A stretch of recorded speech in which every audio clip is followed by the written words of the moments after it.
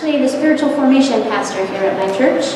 I've been hiding in a hole for a while, writing curriculum for our discipleship program. And if you're more than a year into this church, I might not know you, because I've been kind of hiding out. But this morning, we're going to be talking about No Offense But, Part 4, and reconciliation and what that looks like. A few weeks ago, Pastor Dusty was preaching in Romans chapter 8. He was talking about living a life through the Holy Spirit and what that means and what that looks like. And then last week we looked at John chapter 6 and the crowd's mentality of what can you do for me? And I thought that was a really interesting tie of what are our expectations of our job, of our family, of our spouse, and of God. And I hope you struggled through that this week and thought through what are your expectations of God. Because when we lay them out there and really start to chew on it, I think it helps us develop a deeper relationship with God and what He can supply for us and what we are to expect from Him. But if you haven't listened to those and you need to catch up, they're all on the mychurchaz.com website. You can look on part 2 and part 3 for those and listen to that. But I'm glad you're here because we're going to be talking about reconciliation this week. And it's interesting how God really did line us up with Thanksgiving. And I was praying through this whole week thinking, wow, God, what are you going to be doing on Sunday? And I'm expectant. And I'm excited to see what God's going to be doing in all of our hearts today. But we're going to be looking at the story of Jacob and Esau in the Old Testament. And even before that, we want to look at God's covenant with His people, with Abraham and with Isaac, and then it goes down to Jacob. And God took this family and set it apart so that He could bring Jesus through their lineage. And that's so important to see that God was making a covenant and saying, you need to be set apart from the other people around you. You know, these other cultures that worship other gods, these other peoples that don't know me. I want you to set yourself apart, and I want you to rely on me in such a way that we have a really close relationship. So God gave the covenant to Abraham in Genesis chapter 12. And then again, so Abraham has a son Isaac, and he also says, Isaac, this is for you too, I'm including you guys. And then also to Jacob later. But Jacob and Esau is such an interesting story because if we can see any sign of reconciliation in the Bible, I think this story is just point on. You know, they're twins. They're the whole thing. Rebecca had twins, and even inside of her, they were fighting. Isn't that funny? I was like, when I read that, I'm thinking, wow, God, that's really funny. I was talking to Jess Ransom, and her kids are preschool age right now. But I remember when she was pregnant with the twins, and she would just say, they're kind of like rambunctious in there. And I remember being pregnant, just having one in there, like rambunctious. You know, I can't imagine them fighting in there. But it says that they were fighting in there. And it's really interesting. Esau was a hairy guy. It's that, you know, like man's man. He would love to hunt. So he was the dad's favorite. And Jacob kind of liked to hang out at the house. So he became mom's favorite. And it, as if it weren't hard enough being brothers, then you add the favoritism part to it. You know, and as parents, we have to be careful in this because sometimes we do relate to one kid a little differently, or you know, we see ourselves in one of them and we argue. I know with the one that I argued with the most, he was most like me, and we had to work on that, and we had to figure out how to build the child up and love each one of them how they needed love. But this favoritism that we see, I'm sure it set them more and more apart and just builds a barrier between them. So Rachel, you know, she heard from God at one point that Jacob was going to be the one that was to carry on the blessing. So in her mind, I'm thinking, she's probably making a plan. You know, that's women love to make plans. So I think she was probably thinking to herself, okay, well, he came out second, so technically he's the younger one. So how am I going to work this around to make God's plan work out? And we see this all along in the Bible. You know, we see people taking on their servants and having children through them to think that that's how God's going to work out his plan. When God can do a miracle, you know, they don't wait for God's timing. So it was interesting to see that all along, you know, it builds and it builds in Genesis. And Esau finally came to the day when his dad said, he was on his deathbed and he was blind, he was ready to go. And he said, you know what, Esau, I want you to go and hunt, I want you to kill something, bring it back, cook it up, and then bring me dinner, and afterwards, I'll give you my blessing. It's a big deal in this culture. This blessing was God's provision, God's honor for the firstborn. And so Esau was excited because today was the day. So he went out hunting. And Rebekah overheard all this conversation between her son and her husband and quickly went over to Jacob and said, Jacob, we have to hurry. Your dad's going to give Esau the blessing today. So what we're going to do, and she had this all worked out, this elaborate plan. She told Jacob to cook up a stew that was his dad's favorite. She had him put goat skin, the hairy goat fur on his arms so he would feel like his brother if his dad touched him. I'm like, oh, that is so gross. And then she had him put on his brother's clothes so he would smell like his brother. I thought that was really interesting. So she had this elaborate plan worked out. Sure enough, Jacob is like, okay, let's do it, Mom. We've been waiting for this day. So they cook it up. He goes in to his dad, and 3 times his dad asks him, who are you? Are you sure you're Esau? You're my son Esau? So he knew something was off. But as soon as he smelled his clothes, he trusted that was his son. So he ate his meal and he gave the blessing to Jacob. Now, the day before, Esau had come in from a hunt and he was starving. He was probably angry too, you know? And so this starving Esau comes in and Jacob's in the kitchen making stew. And he said, give me a bowl of stew before I starve to death. I mean, I'm like, I don't know how long he'd been hunting. Maybe he was on the verge of starvation, but probably doubtful.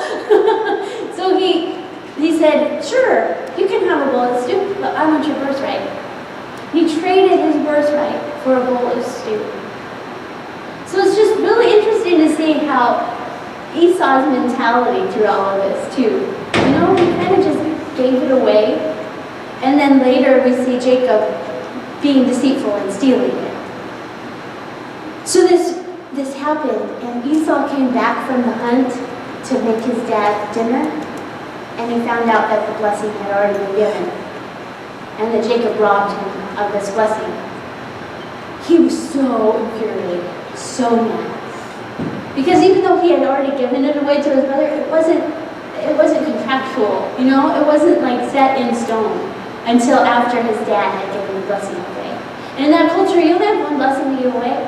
So, you know, it was just really interesting to see how God did allow all this to happen when that wasn't his plan in the beginning.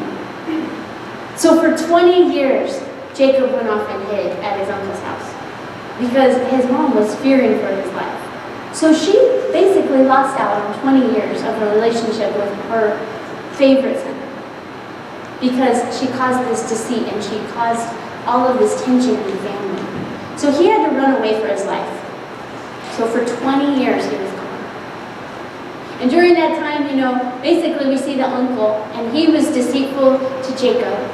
And he wanted to marry his younger daughter, but instead he gave him his older daughter first. And he ended up working 20 years for his uncle, for the one daughter he really wanted. It's just a mess. Genesis is kind of crazy that way. But we see that God is working in this 20 years. And we're going to read today in Genesis about how God worked in their hearts. And I think that's the most important thing that we're going to talk about today, is that no matter what we've done or who's hurt us or who we've hurt, that God can restore those relationships. So really the story that we're talking about, we want to talk about in verse 29. Jacob arrives, he works for his uncle, he marries Leah, and then he marries Rachel. And it's interesting because he sticks it out.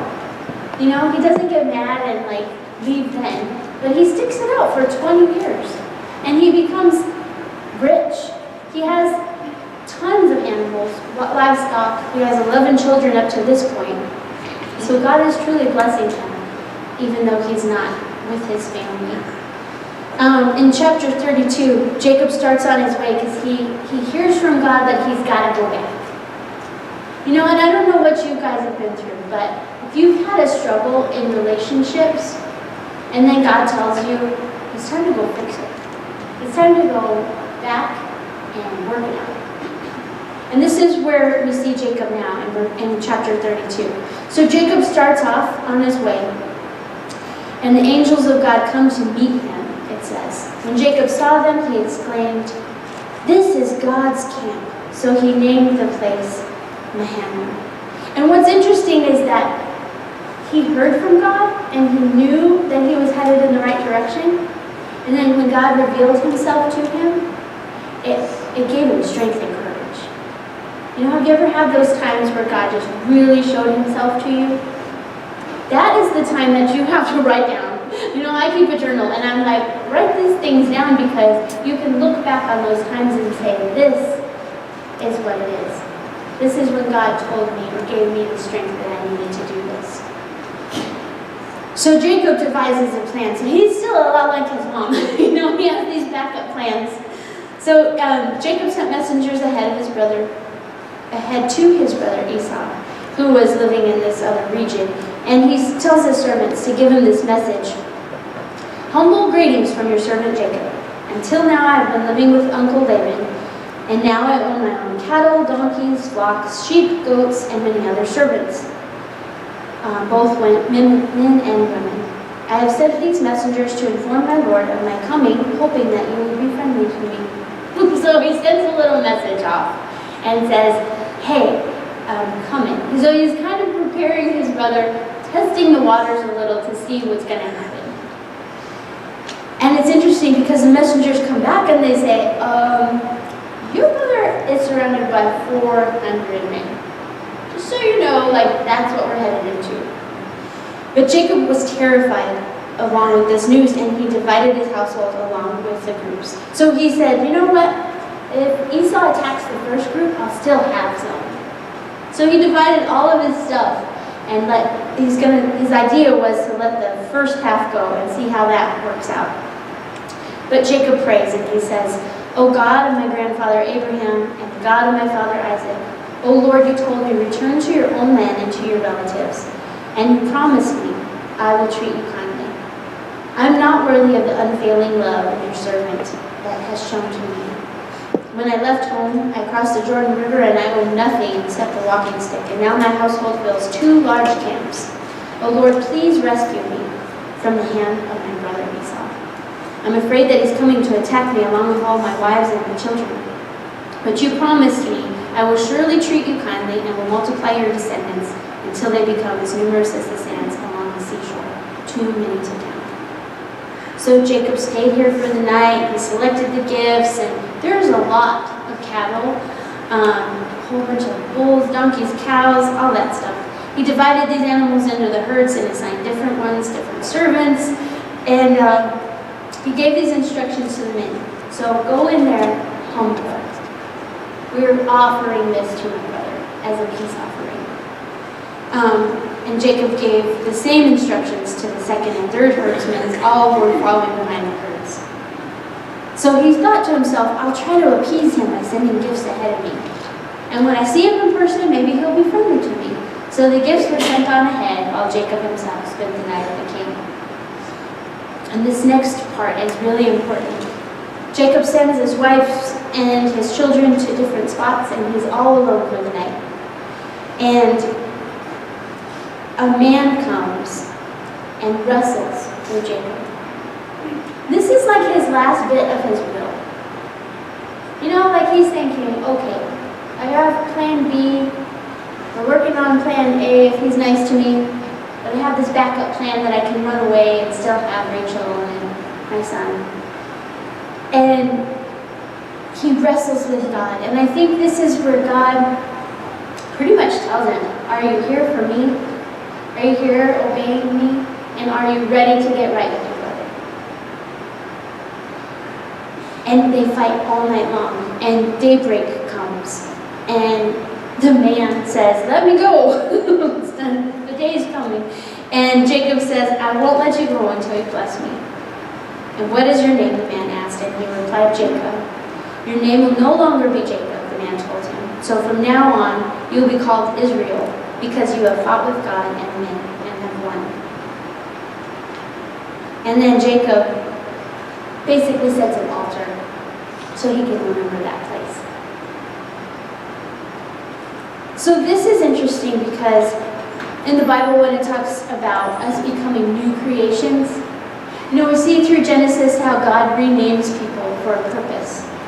You will no longer be called blank. I will now call you.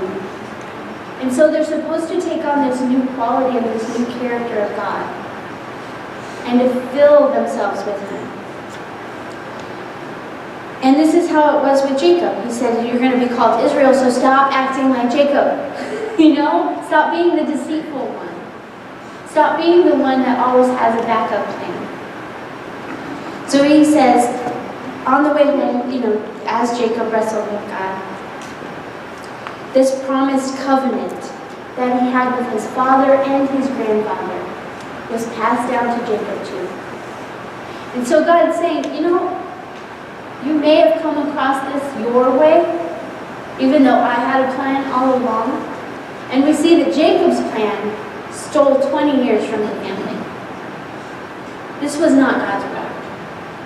But God redeemed it. And so this reconciliation has to first become between us and God. You know, this series, today we're talking about reconciliation, and next week Dusty's going to follow up with confrontation and the whole Matthew 18 principle, where it talks about go to your brother. And that can't happen until this reconciliation happens in our own hearts and that we're right with God. Colossians 1, 21 through 22 says, once you were alienated from God. You were enemies in your minds because of your evil behavior, but now He has reconciled you by Christ's physical body through death to present you holy in His sight, without blemish and free from accusation. So we have this reconciliation available between us and Christ. And that's where this needs to happen first. Because when we see our own sin, and we see how imperfect we are compared to God,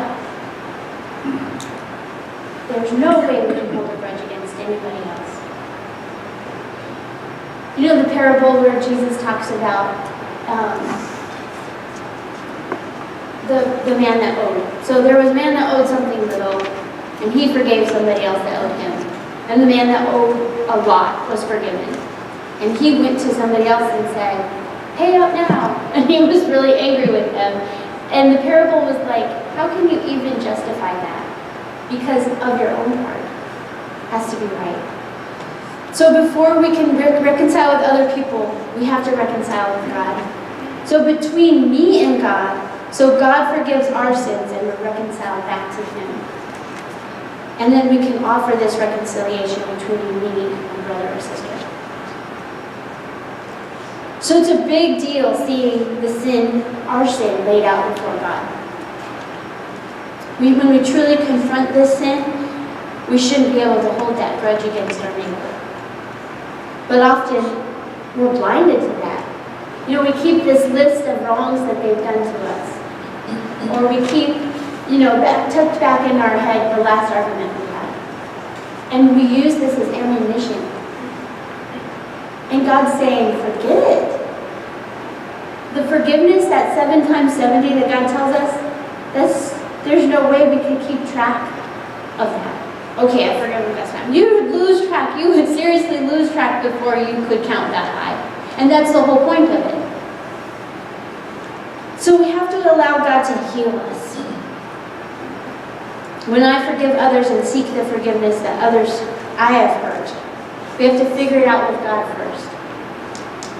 Because the reconciliation is done with prayer and wrestling with God.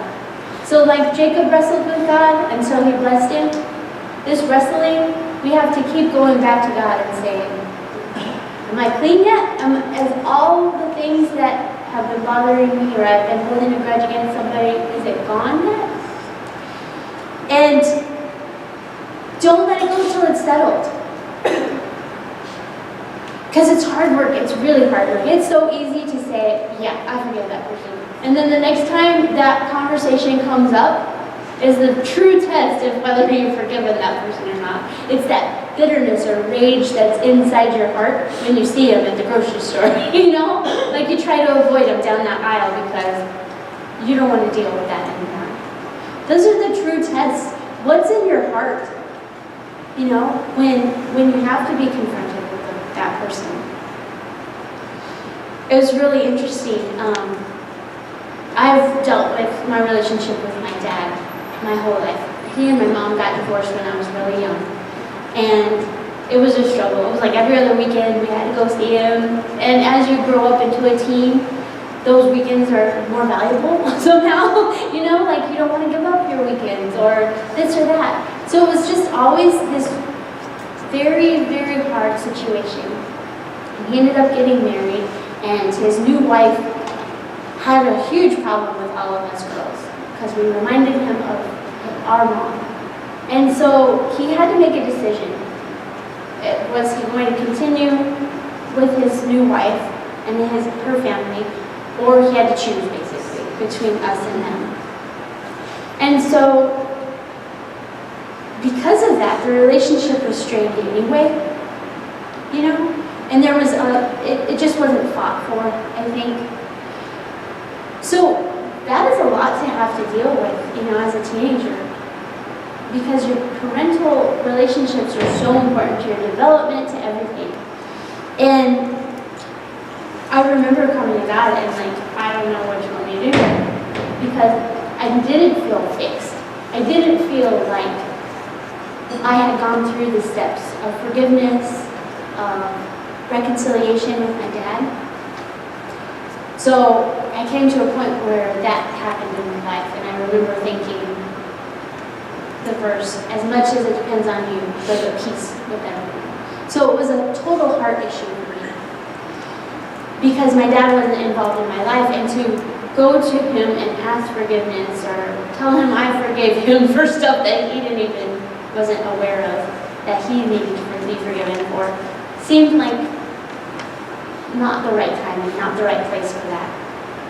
But it was interesting because through my adult life, I would have times where I would come back to it. And I would have a dream, and I don't remember my dreams, like, ever really. And so if I had a dream about my dad, I knew something was wrong with my soul. You know, it was just kind of like I pointed straight to it. Okay, what else do you have to forgive? And I pray about it and think about it, and then do it. And it was really interesting. I remember when Drew was born, our middle, I called in from the hospital. Oh, we have baby, yay. I mean, like, right? I expected, so this is going back to what Dusty was talking about last week, your expectations. I fully expected for my dad to come visit us in the hospital, and he didn't. And so from that point on, I had a relationship with my dad. And it was a really strange struggle, you know? It is your expectations of people. And moving forward, I mean, our relationship, I have 4 sisters and a brother. So our relationship was just totally complicated. When our son died last year, my dad and his wife came to the service. And what was really cool was when I saw my dad, he came up to greet us afterwards. I had a light heart. I was so happy to see him. And that's when I knew that the forgiveness was true, that it was real.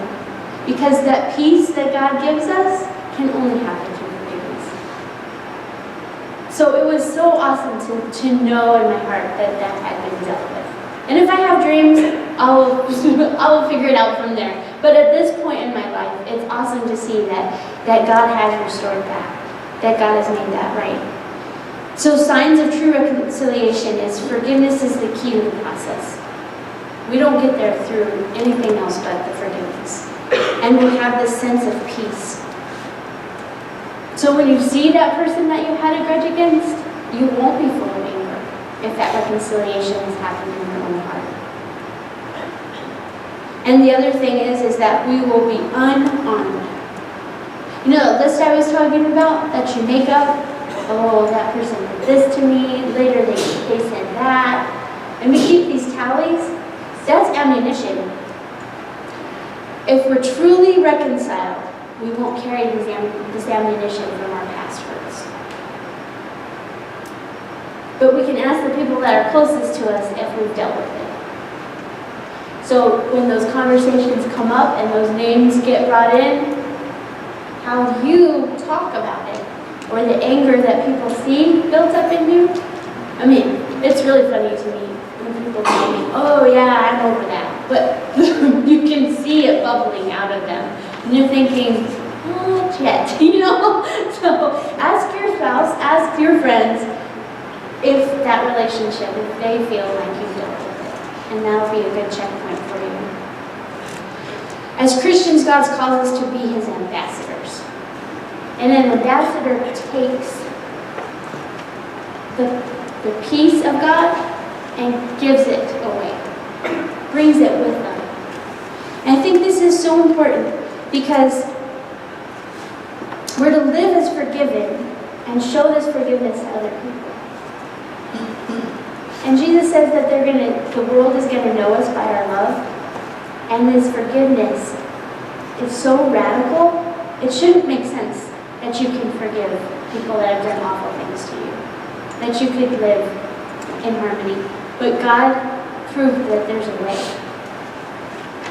And in 2 Corinthians 5:17 and 21, it talks about us being new creations. The old is gone and the new has come. It says, therefore, if anyone is in Christ. So if you claim to have a relationship with Christ, this is including you. You are a new creation. The old is gone, the new is here. And all this is from God, who reconciled us to Himself through Christ and gave us this ministry of reconciliation. So because of what God did for us and offering us this reconciliation, we have to show it to others. It's part of who we are as little Christians, as Christians. And it says, therefore we're ambassadors, as though God were making His appeal through us. We implore you on Christ's behalf, be reconciled to God. And God made Him who had no sin, Jesus, to be the sin for us, so that in Him we might become the righteousness of God. So the power is through God. You know, we don't have the power on our own to forgive. Because our forgiveness is like, forget about it. But then that builds up this rage I was talking about. If you just shove it off and you never deal with it, it's going to keep bubbling up. Or it'll hit you blindsided later, and then you're like, where did that come from? So if we've accepted Christ's forgiveness in our life, we have to live this new life. And we have to start new patterns. You know, get out of those old habits and put on this new life. But where do we need reconciliation? And I thought, praying this whole week, wow, this is Thanksgiving Sunday. And God wants us to talk about reconciliation. You know, and I just think that's so powerful. Because Thanksgiving is the time we force our families to be together. And I don't say that as a mean thing, because we all have great families, I'm sure, but sometimes there's those tensions. There's those relationships that are hard. You know, it's the one you don't assign a certain thing because you know they're not coming. Or my mom is so funny. You can't give them that because it won't be home. No, you know. So it's these weird tensions we put ourselves through. But it's valuable and it's purposeful. And I think this week especially, pray about it and think about it. And I pray that God would even give you a dream if you need it, to figure out where your forgiveness still needs to happen. because it's a continual thing. Forgiveness doesn't just happen once with us. I think it's because we're broken people. Because we can feel like we've forgiven, and then something happens and it brings it back up, and that hurt is still inside of us. So forgive, but keep forgiving. It's so important. When it comes back and you still have some triggers or some hurt feelings, it depends on you. You don't even have to have the other person in the equation at all for you to be reconciled to that person. So Jacob and Esau lived 20 years without each other. And if it were just me in my flesh and my humanity, that 20 years, I would have been, well, you knew he was forming a plan, or his mom wouldn't have sent Jacob off. Esau was so mad he was threatening to kill Jacob. So for 20 years, if you have that bottled up inside of you, it's only going to grow to worse. You don't just forget about it in 20 years. It usually gets worse and worse. So we know that God was working in Esau's heart. Because when they met, he hugged him. I'm sure that's not what Jacob was thinking, Like he's like letting all of his livestock and his servants go ahead of him, thinking that he'll be able to run away if his brother is, still after him. But we see that God worked in Jacob's heart too. And this whole idea that the reconciliation happens first with you and God, but then in your own heart before you even see the person that you have something against. So next week, Dusty's going to be talking about the confrontation part. But you can't do that correctly unless you have the reconciliation part down. So this week, as you're looking forward to Turkey Day, just be reminded that any relationship that you have that's strained, that's struggled, and it doesn't even matter if the person's still alive or not. Truly, you can be reconciled with somebody that's gone. Because it's about you and Christ, and it's that forgiveness in your own heart. Well, let me pray first. Father, we just thank you so much for your word, and that it's active and alive. And Lord, that you planned this. You planned today. Lord, Thanksgiving Sundays of all Sundays, that we would be talking about reconciliation. And Lord, I pray that if anybody here has someone on their heart, Lord, that they have bitterness or anger towards, I pray that you would begin the process, Lord, of reconciling them back to their brother or sister, or even mom or dad. Lord, this is such an issue. Lord, I pray for your peace. I pray that you would allow, Lord, your Holy Spirit to come in and shine light on the darkest parts of our lives, the parts that are easy to hide, the parts that are hidden from the world. And Lord, we thank you so much that this power is available through you. So Lord, if there's anybody here that needs to have that relationship with you, Lord, you came so we can be reconciled back to you, so that we can have peace with you. Lord, that we can have a relationship with you. And Father, I pray that you would call that person by name. Lord, that you would show them that you love them and that you came for them. Father, without you, we can't do this. This forgiveness, we're not able to do this in ourselves. So Lord, I pray that you would take it, that you would show us, Lord, the pieces of our heart that are broken, that need your healing.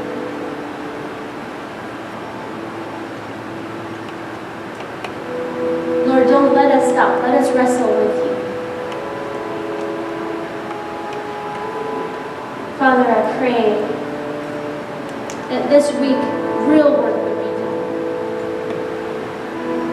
Lord, we wouldn't just forget about it, but that we would struggle and seek your face.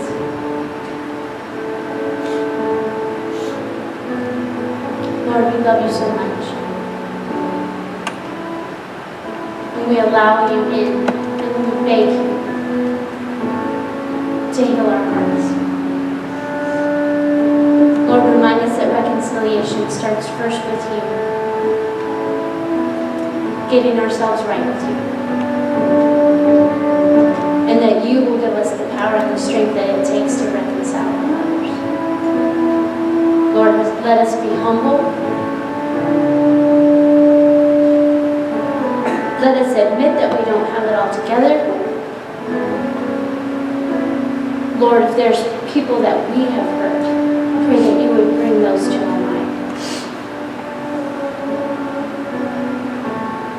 And thank you so much for your power and your love for us, and that you want this peace in our lives.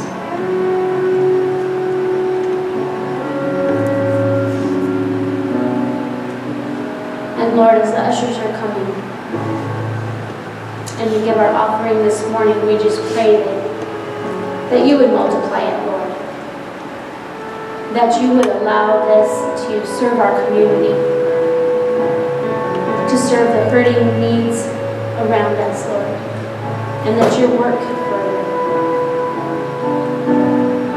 And I pray that our missionaries too, Lord, that we give to them, Lord, that your protection would surround them. Lord, that you would be so involved in their ministry, Lord, that it would be powerful and effective. Thank you so much for using us and letting us be a part of your plan. We pray all this in your name and we worship you.